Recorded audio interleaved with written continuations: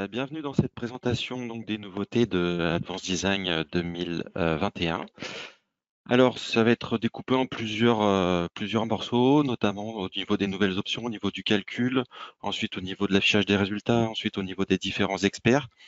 On va commencer par le calcul et par une nouvelle méthode de calcul sismique qui s'appelle l'analyse pushover. Donc, le terme français de pushover, c'est poussée progressive. Alors, l'analyse pushover, ça consiste en un calcul non linéaire, plusieurs étapes de calcul qui doivent être effectuées dans l'ordre suivant. Dans un premier temps, on va déterminer un profil de charge à mettre en place, c'est-à-dire des charges latérales à mettre en place, suivant un modèle de charge. Donc les modèles, vous en avez dans la littérature, vous en avez dans les normes qui sont disponibles. Et ces charges peuvent être appliquées à plusieurs endroits, soit au centre de gravité, soit à chaque étage, soit linéairement sur toutes les dalles, etc. Donc ça, c'est à nous de déterminer ce qu'on veut mettre en place. Ensuite, derrière, on va devoir définir les positions des rotules plastiques, à savoir où est-ce qu'on va vouloir que localement se produise une rotule plastique, donc un comportement non linéaire local à un endroit sur un élément. Et enfin, on doit réaliser donc le calcul pushover, qui est un calcul donc, comme on l'a dit, déjà itératif. Donc, je vous ai fait un petit schéma, c'est plus clair qu'une grande quantité de texte. D'abord, on fait une analyse linéaire. Ensuite, on fait une analyse non linéaire en mettant en place les charges latérales. Et vous avez ici plusieurs conditions pour pouvoir arrêter votre calcul non linéaire. J'en ai mis 3, mais il y en a une quatrième qui n'est pas sur le schéma. On peut arrêter l'analyse quand le déplacement ciblé est atteint. On peut arrêter l'analyse quand la structure est devenue un mécanisme, c'est-à-dire qu'il y a eu tellement de rotules plastiques que la structure n'est plus stable. Ou on peut arrêter l'analyse quand on a non-convergence ou quand on a calculé toutes les étapes spécifiées dans le calcul non linéaire. Si on n'a pas atteint un de ces 3-4 éléments, dans ce cas-là, on vient faire le calcul avec la rotule plastique. Donc, on vient sur les rotules plastiques, vous avez une courbe abscisse ordonnée, vous avez une rotation moment, et on itère avec différentes étapes, d'accord? C'est nous qui définissons le maximum d'étapes, jusqu'à ce qu'on ait une des 3 conditions qui soit atteinte. Et dans ce cas-là, le calcul est donc terminé. Au niveau de la définition donc des rotules plastiques, je vous ai mis une image là-dessus. Ça vient se régler directement en fait dans la fiche de propriété et vous allez pouvoir donc régler un certain nombre de paramètres. Donc ça, on va l'avoir quand on sélectionne un élément ici. Je prends un élément, je viens ici dans la rubrique rotule plastique, je clique sur l'élément et vous voyez ici tout ce qui est réglé pour cette rotule plastique. Donc ici, le code utilisé, c'est FEMA 2000 et le type, c'est une poutre en acier en flexion, etc. Donc ça vous amène au tableau correspondant. Et vous avez ici donc les courbes avec les différentes abscisses que vous avez ici. Donc en abscisse, la rotation et en ordonnée, donc les moments à prendre en compte. Voilà. Et ça, vous pouvez le régler élément par élément. Okay. Au niveau de la définition des charges pushover, vous avez fait comme d'habitude quand on crée des cas de charge, on fait un clic droit sur chargement, ajouter des charges. Vous aurez dans la liste en plus donc du coup les charges pushover. Dans la fiche de propriété de ces charges-là, on va pouvoir ici régler un certain nombre de choses, déjà les directions des différentes charges qu'on souhaite générer, et est-ce qu'on veut une distribution concentrée. Alors là, je vous ai mis un petit schéma, voilà, charge concentrée, distribution uniforme, distribution triangulaire, parabolique, et enfin, vous pouvez définir vous-même une distribution. Au niveau du calcul, c'est-à-dire comment on lance le calcul, c'est tout simple, vous lancez un calcul comme vous faites d'habitude, sauf qu'il y a une case supplémentaire maintenant où vous pouvez demander donc en plus le calcul pushover. Le calcul pushover, donc en poussée progressive, il a besoin, si c'est une structure mixte, de faire un calcul béton armé et un calcul métal. Si vous avez une structure que métallique, vous mettez que calcul métal, et inversement, si vous avez une structure qu'en béton armé. Mais il a besoin du calcul de l'expert pour pouvoir déterminer les différentes rotules plastiques. Et ensuite, vous avez un certain nombre de résultats du coup qui sont disponibles directement depuis le ruban. Hein. Donc ces résultats, je vais vous les montrer. Et puis on a également la possibilité, on a une nouvelle courbe qui est disponible qui vous permet au point de contrôle, au nœud de contrôle, d'avoir directement ici, en fonction des différentes étapes, le déplacement du nœud de contrôle. Hein. C'est le nœud qui lui sert à valider son analyse. Alors ce modèle-là, puisque le calcul est un petit peu long, je vous l'ai déjà calculé. Voilà. Donc ici, on va retrouver, alors par exemple, si on regarde les déplacements, on va pouvoir les regarder étape par étape et regarder les différents déplacements, d'accord? Pour l'étape 1, pour l'étape 2, etc. Donc on voit bien qu'on incrémente petit à petit les charges latérales et donc on a un déplacement qui devient de plus en plus grand. Qu'est-ce qu'on peut regarder d'autre au niveau? Alors bien sûr, je pourrais regarder les efforts, les contraintes, etc. Mais vous avez une nouvelle grandeur que vous pouvez regarder qui s'appelle l'analyse pushover, qui va vous permettre de regarder ici, par contre, le statut des rotules. Donc, par exemple, si on se met sur l'étape 11, vous avez ici le statut des rotules. Alors ici, élastique, plastique, etc. Donc ça, c'est les dénominations qu'on retrouve dans les différentes normes. Et vous retrouvez, comme je viens de vous le montrer ici, les différentes valeurs, ouais, ici, IO, LS, CP, vous avez les différentes valeurs, hein, c'est ce qui a été rentré ici dans le logiciel. Et ça nous permet de voir, par exemple, on va regarder pourquoi ça s'est arrêté vers l'étape 42. Si on se met sur l'étape, bien sûr, il ne faut pas de sélection, ça sera mieux. Sur l'étape 41, vous voyez qu'ici, mes rotules plastiques, ici, on a atteint le maximum en partie basse de cet élément-là. Alors c'est logique au vu du déplacement qu'on avait sur ce modèle-là, dans cette direction-là. Hein. Bien sûr, les autres directions, c'est pas forcément la même chose.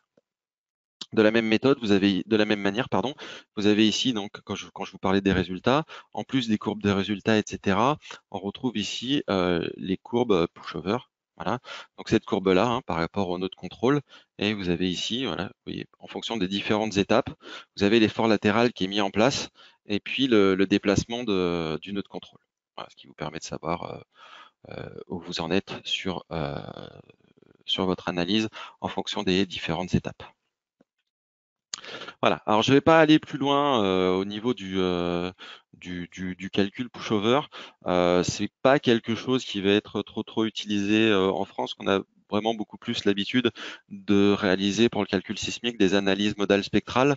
Voilà, il y aura très certainement d'autres documentations et d'autres webinaires à propos de ça. Là, c'est vraiment pour vous présenter, on va dire de manière grossière, le calcul pushover qui a été intégré donc dans Advanced Design.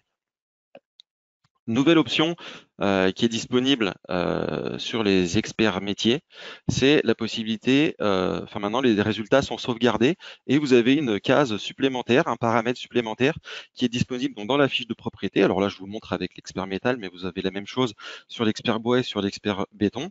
Par défaut, quand vous n'avez pas encore lancé le calcul, vous avez les résultats de calcul qui sont marqués comme étant non disponibles. Une fois que vous aurez fait le calcul, les résultats seront marqués comme disponibles. Pour l'expert bois et le calcul métal, vous aurez le taux de travail qui apparaît dans la case qui est dessous. Et si jamais vous faites une modification, vous changez une section, vous changez des hypothèses, automatiquement le résultat va passer à non à jour. Alors ça veut dire que vous pourrez continuer à afficher les résultats, mais par contre, ils ne seront pas à jour par rapport aux nouvelles hypothèses que vous pouvez rentrer. Petite note, si vous décochez la case à calculer, automatiquement le statut passe sur non à jour. Mais si vous ne faites aucune modification et que derrière vous recochez la case à calculer, les résultats reviendront sur disponible. Hein. Les résultats ne sont pas effacés quand on clique sur la case à calculer. Nouvelle option, belle amélioration, qui est la possibilité de lancer une analyse métier uniquement sur certains éléments. Alors ça, c'est très pratique hein, si on prend par exemple un modèle comme celui-ci. Pareil, celui-là, il est déjà calculé. Imaginons que pour une raison ou pour une autre, j'ai fait une modification sur ces éléments-là.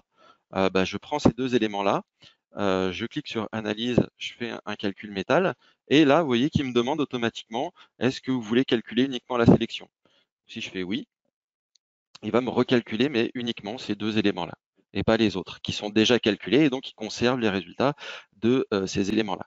Donc là, ça va vous faire gagner énormément de temps puisque quand vous faites des petites modifications uniquement sur les hypothèses, par exemple les longueurs de flambant, longueur de déversement, etc., mais uniquement sur une sélection d'éléments, bah, vous pouvez la recalculer sans perdre le calcul et sans être obligé de recalculer toute votre structure. Bon, il y a d'autres possibilités, vous pouvez calculer système par système, voilà, et puis voilà, il y a pas mal d'autres possibilités, mais voilà, ça va vous faciliter et ça va vous permettre d'avoir des résultats de manière plus rapide.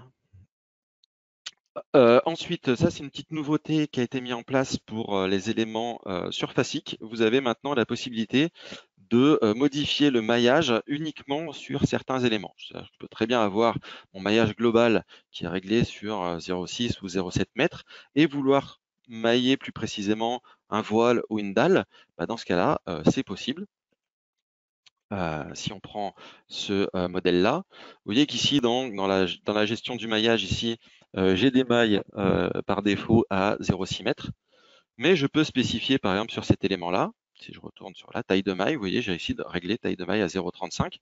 Et effectivement, une fois que le calcul est effectué, si on regarde à cet endroit-là, bah, vous voyez que cette dalle-là a été surmaillée par rapport à la dalle qui est juste en dessous. OK.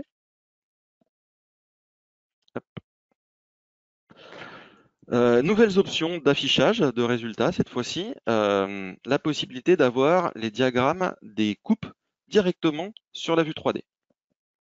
Alors, ça vous permet d'avoir ce type de résultat-là, par exemple directement sur la vue 3D.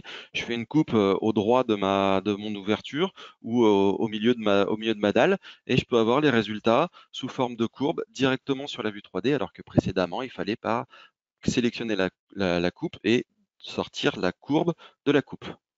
De la même manière, ces courbes-là sont liées aux paramètres que vous allez choisir, mais vous voyez que vous pouvez choisir plein de choses sur les coupes, y compris bah, par exemple les moments qu'on pourrait avoir directement sur les dalles. Donc là, par exemple, si je vous le fais ici, hop. Alors, je vous ai déjà préparé une petite image où tout est mis en place. Tac. Voilà. Vous voyez qu'ici, en même temps, j'affiche la courbe des moments MXX, enfin, les moments MXX sous forme de région ISO ou de ligne ISO. On aurait pu les mettre aussi, mais la région ISO, c'est plus facile à lire. Et sur les deux coupes que j'ai mis en place sur cette dalle-là, bah, vous avez les résultats MXX le long des coupes, mais graphiquement. Deux options qui ont été rajoutées, enfin trois options en fait. La possibilité en fait d'avoir directement la main sur la valeur des diagrammes, sur la taille des polices et sur la taille des diagrammes, sur la dimension des diagrammes. Avant, on avait bien sûr accès à tout ça, mais à chaque fois, il fallait aller dans les options de résultats. Là maintenant, directement en fait, depuis le ruban, vous avez accès à ces fonctions-là. Donc, la fonction qui vous permet d'afficher les valeurs sur le diagramme, la fonction qui vous permet de modifier la taille du texte des valeurs qui sont sur le diagramme, et puis la possibilité de modifier la dimension des diagrammes. D'accord? Donc si on le fait par exemple sur cet exemple-là, bah, si je clique sur valeur sur diagramme, bah, vous voyez qu'automatiquement il rafraîchit l'image avec les valeurs sur diagramme. Le texte est trop petit, bon, bah, c'est pas grave, j'augmente la taille du texte. D'accord? L'échelle des diagrammes me plaît pas, je la trouve trop grande, bah, je peux réduire les dimensions des diagrammes. Voilà. Donc là, on voit bien la différence. Voilà. Alors tout ça, c'était disponible, hein, on l'avait déjà dans la rubrique Alt Z. Vous voyez ici, j'ai la taille du texte, les dimensions des diagrammes, on les trouve ici, avec les échelles de diagrammes où il fallait rentrer du texte. Bon, bah, tout ça maintenant est directement disponible ici, par l'intermédiaire de ces potentiomètres et du bouton valeur sur diagramme. Alors, on va passer maintenant sur les experts. Donc, au niveau de l'expert métal, les nouveautés. On va dire trois, j'en ai sélectionné trois, hein, il y en a plus, hein, vous le verrez sur le guide des nouveautés qu'il y a sur notre site. Premièrement, les super éléments. Alors, les super éléments, voilà, c'est quelque chose qui était pas mal attendu quand même. C'est la possibilité de prendre plusieurs éléments qui sont bout à bout, donc qui sont collinaires, comme étant un seul élément. Donc, au niveau de la définition des hypothèses, etc., des calculs, alors au niveau de la définition, je vais sélectionner, enfin voilà, je vous ai fait un petit portique de rien du tout. Si je sélectionne ces deux éléments-là, alors vous voyez que par défaut, ces deux éléments-là voilà, sont complètement indépendants. On reste des IPE 240, on reste 275. J'ai la possibilité, vous voyez ici maintenant, d'avoir ici, vous avez une rubrique super élément. Pour pouvoir créer un super élément, c'est très facile. Soit vous faites un clic droit dans la rubrique super élément, vous sélectionnez créer ou vous annulez un super élément. Soit vous pouvez le faire directement depuis l'onglet objet, vous voyez en haut ici, et vous avez ici dans la liste créer un super élément et dissocier un super élément, ce qui fait exactement la même chose qu'en passant par le clic droit. Donc là, c'est à votre appréciation. Si je clique sur créer, vous voyez que automatiquement il est venu me créer donc des super éléments. J'ai la liste qui apparaît ici. L'identifiant du super élément, c'est 1. Les éléments qui sont à l'intérieur, c'est le 3 et le 4. Et vous avez ici donc la possibilité d'avoir une annotation qui est spécifique au super élément que vous pouvez rajouter ici, que vous avez dans la liste, voilà, que j'ai rajouté, moi, qui est tout en bas normalement et qui s'appelle identifiant du super élément. OK? Donc ça, ici, ça me permet rapidement d'avoir, alors si vous voulez aller même un peu plus loin, généralement, ce qu'on fait, c'est qu'on demande la notation sur sélection, comme ça quand rien n'est sélectionné, voilà. Vous avez la possibilité ici dans la liste, vous voyez ici, vous avez une fonction sélection de super élément. C'est-à-dire que si je clique ici ou ici, c'est pareil, il me sélectionne à chaque fois le super élément. Donc cette option n'est pas activée par défaut, mais vous pouvez très bien l'activer manuellement. Et cette option va me permettre de régler un certain nombre de choses, et notamment tous les paramètres de longueur de flambement, de déversement, de flèche, etc., notamment sur l'élément ou sur le super élément. Donc par exemple, si on vient ici dans la rubrique expert métier que j'avais cachée, on peut venir ici régler pour la flèche, soit je fais le calcul de la flèche sur l'élément, soit je peux le demander sur le super élément, il suffit de cocher la case ici actif. Dans ce cas-là, vous rentrez ici une valeur, vous choisissez si la longueur de référence, c'est la longueur totale des deux éléments, ou vous voulez vous-même imposer une longueur, ou c'est une longueur projetée. D'accord, donc la valeur au sol. Donc là, c'est à vous de choisir. Et ensuite, vous choisissez le lieu de vérification comme on ferait sur un élément unique. Et il vous fera le calcul comme ça. Ensuite, au niveau des longueurs de flambement, vous avez des options supplémentaires. Ici, dans les longueurs, vous avez soit vous pouvez toujours rentrer une valeur imposée, soit forfaitaire élément, c'est la longueur de chaque élément, donc le 1.3 et le 1.4, ou alors vous pouvez demander forfaitaire super élément. D'accord, et donc là, c'est bien une fois la longueur du super élément. Et ces options-là, vous allez également les retrouver dans les longueurs de déversement. Je vais le retrouver ici, calcul auto ou forfaitaire super élément. Alors bien sûr, si on part sur un modèle complet, celui-ci par exemple, donc là vous pouvez le constater, j'ai déjà des super éléments, mais les super éléments peuvent également avoir un rôle. D'accord? Donc ici, hop, si je coche la case sélection de super éléments, et que quand je sélectionne cet élément-là, il me prend bien les trois, ils ont ici un rôle poteau principal, donc l'élément est déjà calculé, comme on a vu tout à l'heure, disponible, j'ai le taux de travail qui apparaît ici. Et je peux éventuellement ici aller dans les rôles d'expertise pour regarder à quoi correspondent mes poteaux principaux et faire des modifications, etc. Donc, vous avez ici tous les calculs qui ont été pris, enfin toutes les hypothèses qui ont été prises en compte pour mon calcul. D'accord? Et ensuite, au niveau des résultats, c'est comme d'habitude, c'est-à-dire que quand vous sélectionnez un super élément, alors si on prend le poteau par exemple et qu'on demande donc la fiche de propriété parce que c'est déjà calculé, non, pas le droit à la fiche de propriété, on va en prendre qu'un seul. Hop. Hop. Ah. Peut-être refaire le calcul métal. Alors, hop, pour avoir la fiche. Non, j'ai pas le droit à la fiche. J'ai le droit au résultat quand même. Oui, j'ai le droit au résultat. Pas le droit à la fiche. C'est bizarre. Bon, sur c'est l'effet Bonaldi, quand je veux vous le montrer, ça marche pas. Donc, je vous remontrerai sur un autre modèle. On va revenir sur le PowerPoint. Hop. Ensuite, on a au niveau des flèches. Donc, au niveau des flèches, maintenant, on vous affiche les deux directions. Donc, on vous affiche la direction Y et la direction Z. La flèche peut être affichée pour uniquement l'élément ou pour l'ensemble du super élément. C'est ce que je voulais vous montrer sur la boîte de dialogue que j'ai pas pu afficher. Bon, sachant que moi, j'utilise une version bêta pour la prochaine version d'Advanced Design. Et bien sûr, pour les flèches, on a mis à jour les notes de calcul pour qu'il vous affiche les différentes suivant chaque direction. Alors, au niveau des attaches, deux choses. Dans un premier temps, on va avoir des nouvelles attaches qui ont été mises en place. Donc, on va avoir les attaches, donc les pieds de poteau tubulaires. Donc, ils peuvent être carrés, rectangulaires ou circulaires. Dans le cas des sections circulaires, vous avez deux formes de platines. Soit vous pouvez avoir des platines rectangulaires ou des platines circulaires. C'est une des premières attaches 3D qu'on fait avec le module BIM Designer, à savoir que là, on exporte un torseur complet, FX, FY, FZ, MX, MY, MZ, donc qui s'appelle N, VY, VZ, MY, MZ et MT dans les BIM Designers. Ok, donc là, je vais vous faire un export, je vais vous montrer. Et on a une nouvelle attache également. Enfin, on avait déjà cette attache, on avait déjà les pieds de poteau réduits, mais ils étaient forcément centrés. Et maintenant, on peut avoir donc les pieds de poteau, on va dire asymétriques, c'est-à-dire on met la platine réduite que d'un seul côté. Alors, je vous ai préparé déjà deux attaches qui sont disponibles. Donc, celle-ci qui est sur un pied de poteau tubulaire et celle-ci qui est un pied de poteau réduit.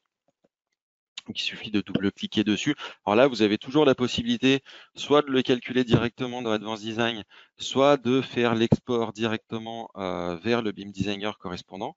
Et donc là, il va s'ouvrir et il va me proposer donc mon pied de poteau tubulaire. Ok. Donc là, j'ai des avertissements. Alors, c'est surtout des avertissements concernant les dispositions constructives.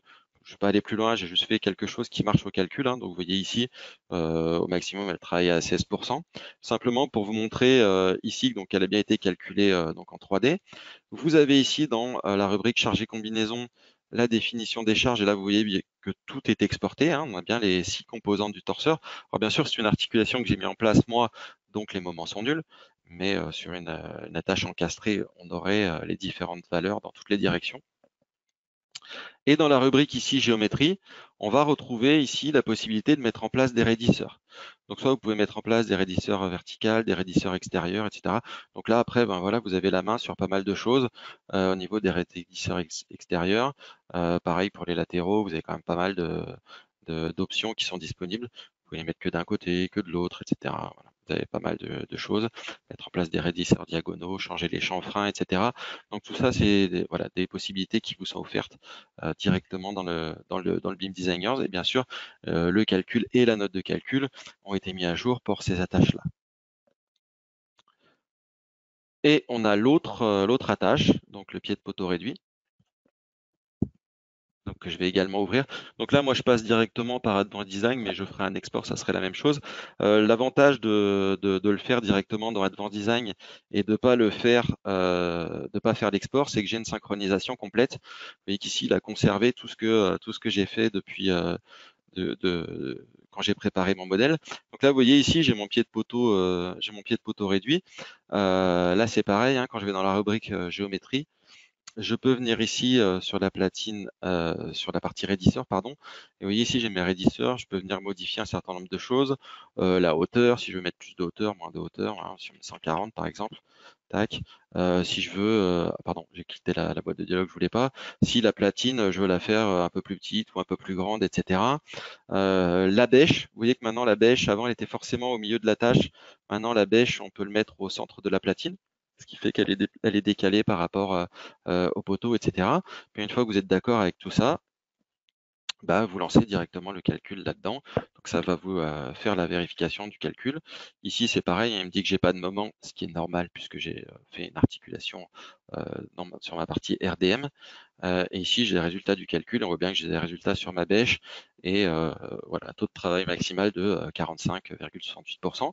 Si ces modifications-là, je veux les enregistrer, bah, je fais fermer tout et mettre à jour et automatiquement, il va mettre à jour ici mon pied de poteau. Donc si je la sélectionne ici, on voit bien ici mon taux de travail de 46% avec des résultats disponibles et sans erreur. Voilà pour la partie métal avec donc ces nouvelles attaches. Alors il y a d'autres choses, hein, je vous montre pas tout, mais voilà une partie. Au niveau de l'expertise béton, voilà, j'ai sélectionné 3 choses. L'amélioration de la vérification au poinçonnement, les ouvertures de fissures et quelques nouveautés en fait sur les modules de ferraillage, surtout des petites améliorations qu'on a apportées. Alors, au niveau du poinçonnement, alors déjà deux choses, deux nouveaux types de points de vérification qu'on n'avait pas précédemment. C'est pour les appuis ponctuels et les charges ponctuelles. Vous avez maintenant dans la fiche de propriété de ces éléments-là la possibilité donc de régler la position du poinçonnement et donc de les prendre en compte dans le calcul du poinçonnement. Ça vous permet de spécifier la valeur de bêta suivant que la charge est au bord dans un angle en intérieur ou si vous voulez manuellement, parce que vous l'avez calculé à part, imposer la valeur de bêta. Vous avez également sur ces deux éléments-là la possibilité de désactiver l'analyse et donc de basculer sur la aucune au niveau du calcul de bêta, c'est-à-dire ne pas prendre en compte cette charge ponctuelle-là pour la vérification au poinçonnement. Alors, au niveau du calcul du ferraillage, je vais rester succinct. Vous avez, voilà, il y a une grosse partie de texte, comme je l'ai écrit en bas de cette diapositive. Il y a vraiment une explication complète et détaillée dans le guide des nouveautés que vous avez sur le site de Gretec Avantage, donc dans votre rubrique documentation du Gretec Avantage. Voilà, ce qui a été modifié. Avant, on vous donnait simplement, quand la vérification au poinçonnement passait pas, on vous donnait simplement ASW sur ST, donc les aciers requis à mettre en place divisé par un espacement tangentiel. On vous donnait pas le diamètre des brins, les périmètres à mettre en place, etc. Maintenant, c'est quelque chose qu'on va calculer et qu'on va vous donner sous forme de tableau. Pour l'instant, il n'y a rien graphiquement. C'est pas dit que ça n'arrive pas un jour, mais pour l'instant, il n'y a rien graphiquement. Ça sera sous forme de tableau. Donc, on va vous donner les périmètres et la dimension des éléments à mettre en place. Donc, de ce fait-là, l'onglet vérification du poinçonnement sur les dalles a été modifié et vous pouvez les régler de manière séparée pour chaque dalle. Qu'est-ce qui a été rajouté? Déjà la méthode, hein, si vous voulez avec armature longitudinale ou sans armature longitudinale, c'est-à-dire est-ce que vous voulez tenir compte de ce qui est déjà dans la dalle à cet endroit-là? Vous avez une possibilité maintenant de corriger les armatures longitudinales, c'est-à-dire c'est le terme ρ que vous avez dans la formule. S'il n'y a pas d'acier dans la dalle, c'est modifier ce paramètre ρ pour qu'il soit à la valeur maximale. Il vous demande si vous voulez dimensionner les armatures de poinçonnement, oui, l'angle de ces armatures, et ensuite comment il met en place les éléments. Donc soit vous imposez l'espacement tangentiel par défaut au maximum admissible STmax, mais vous pouvez rentrer une valeur variable si vous désirez, ou vous pouvez spécifier, au lieu de spécifier un espacement tangentiel, vous pouvez forcer un diamètre. Voilà. Par exemple, moi je veux mettre des diamètres 10 et donc du coup il calculera l'espacement en fonction du diamètre que vous avez imposé. Voilà. Bien sûr, les notes de calcul ont été mises à jour pour vous permettre de voir ça. Hein. Alors ça, si je vous le montre sur le modèle béton, hop, on va effacer les résultats et puis on va défiltrer. Hop. C'est cette dalle-là que j'ai calculée avec le poinçonnement. Puisque comme vous pouvez le constater, il y a un poteau qui tombe dessus. Voilà, donc ça, c'est les valeurs que moi, j'ai prises en compte pour mon calcul. Ce sont mes hypothèses. Bon, généralement, c'est des hypothèses de base qu'on prend. Du coup, dans la note, vous allez pouvoir sortir, voilà. Alors, les deux premiers tableaux existaient déjà. Le tableau de vérification du poinçonnement et le tableau des armatures de poinçonnement existaient déjà. Par contre, c'est le dernier qui a été rajouté. Donc le type d'appui, c'est l'élément filaire, c'est le poteau 78 qui vient tomber dessus. Vous voyez qu'ici, ça passe pas. Donc, il faut rajouter des armatures de poinçonnement. Donc, avec ce que j'ai rajouté, ça passera du coup, limite, mais ça passera. Et voici les aciers réels que je pourrais mettre en place autour des différents périmètres. Donc ça, c'est la position des différents périmètres que vous avez ici, avec les différentes longueurs qui vous sont données. L'espacement tangentiel maximal qui était possible, c'était 26 cm. Le nombre de brins qu'il faudra mettre en place, le diamètre des brins qui est à phi 6, et puis ce qui était requis, et du coup ce qu'on a mis en place. Voilà, et avec un ratio ici en pourcentage. Voilà. Donc vous l'avez directement en fait depuis un tableau. Ensuite, pour l'ouverture des fissures, donc on a séparé sur les dalles, enfin sur les éléments surfaciques, le calcul de la fissure en partie supérieure et en partie inférieure Par défaut, on prend la même, hein, on prend WMax, mais vous pouvez, à la place de auto, mettre imposer et mettre une valeur pour la partie sup et la partie inf. De plus, vous pouvez maintenant, donc ça c'est sur les filaires et les surfaciques, pour la limitation des contraintes et pour le calcul des ouvertures de fissures, choisir quel type de LS vous voulez prendre en compte pour ces vérifications.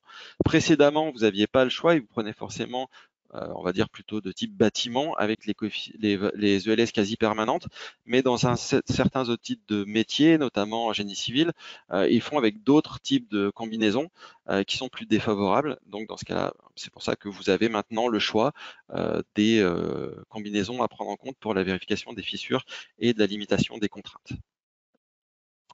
Au niveau des nouveautés sur les modules de ferraillage, donc je vous exporterai un poteau pour vous montrer. Voilà, les boîtes de dialogue ont été modifiées avec une autre méthode qui est mise en place. On appelle ça un arbre magique, vous allez voir.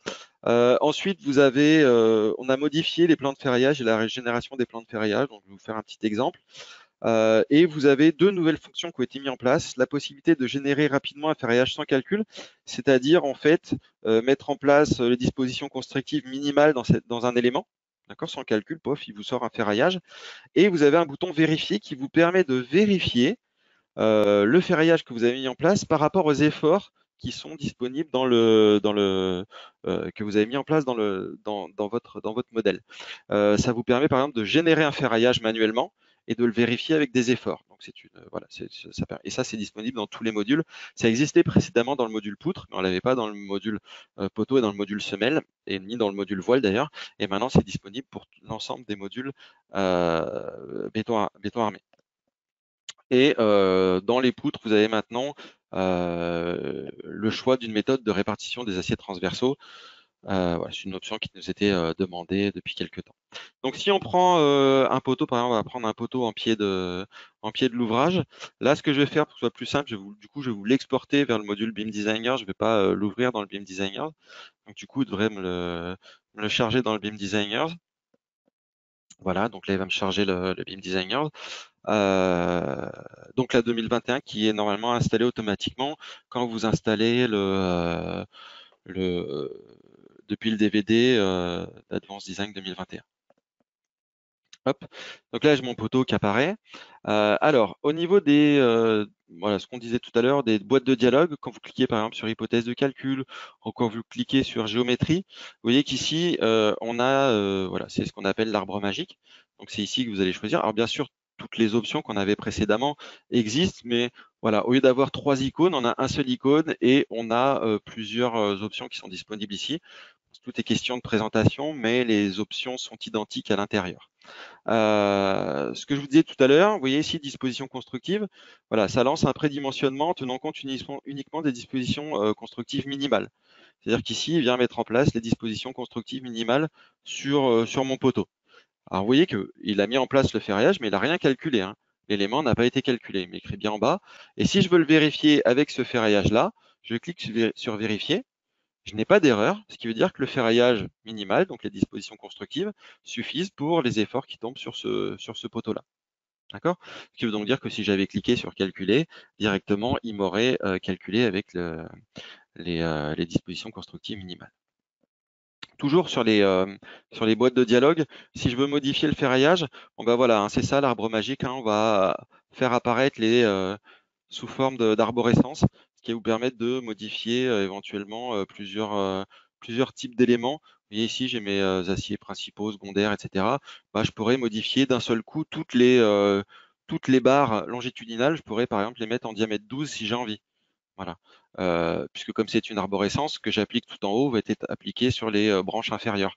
Voilà, bon, ça vous permet de faire ce genre de choses. OK. Vous avez du coup la même chose sur les aciers transversaux, vous les aurez de la même manière. Voilà. Donc ça c'est un petit peu voilà la vérification de la vérification, etc. Ensuite pour la partie plan, donc là on va être un petit peu plus libre de faire ce qu'on veut et vous allez avoir la possibilité donc d'utiliser ce qu'on appelle des gabarits, enfin ouais, on va appeler ça plutôt des styles de dessin.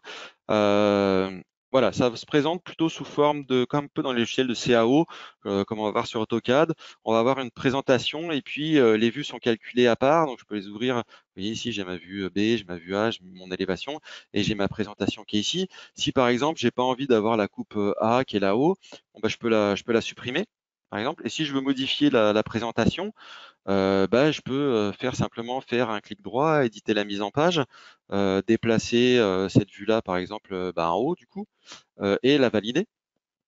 Du coup, ça s'est mémorisé. Et puis du coup, cette présentation-là, je pourrais enregistrer le style de mise en page. Donc, je me mettrai ici sur plan et je ferai enregistrer style, ce qui m'enregistrera mon style et que je pourrais du coup me servir sur d'autres éléments poteaux ou même le définir du coup par défaut pour mes prochains plans. De la même manière, je peux, vous voyez ici, mon poteau fait 2,50 m. Si j'ai envie de réaliser une coupe supplémentaire, mais manuellement, je clique sur le plus qui est ici, je fais ajouter une coupe. Hein, donc on propose une coupe AA, armature principale, et je veux me mettre à, je sais pas moi, 2,40 m. Voilà.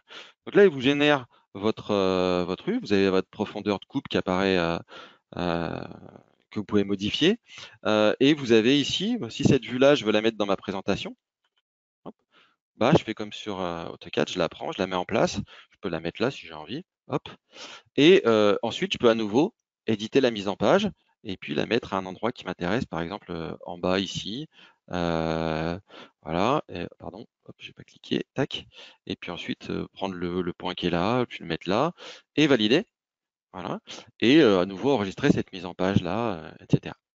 Voilà, donc ça vous permet toujours, de toute manière, hein, vous avez toujours la main, vous pouvez toujours l'enregistrer au format DWG, etc. Simplement, voilà, la gestion des différents éléments est différente, ce qui fait que quand vous modifiez des aciers et qu'il n'y a pas de coupe, bah, ou que ces aciers-là n'apparaissent pas sur la coupe, ils ne vous régénèrent que l'élévation. Ils ne vous régénèrent pas les différentes coupes. Voilà. Après, voilà, c'est juste un petit truc à prendre en main, mais il y a rien de compliqué là-dedans. Vous avez toujours les mêmes différentes options. Donc voilà un petit peu ce que je voulais vous montrer sur les nouveautés d'Advanced Design 2021. On va dire voilà, de manière grossière, parce qu'il y en a beaucoup. Hein, le What's New fait à peu près une soixantaine de pages. Donc je vous engage à aller le télécharger directement depuis le site de Gretec en vous connectant à votre compte. Et vous aurez l'ensemble des nouveautés qui vous seront proposées. Donc, je vous remercie pour votre attention et je vous souhaite une excellente journée.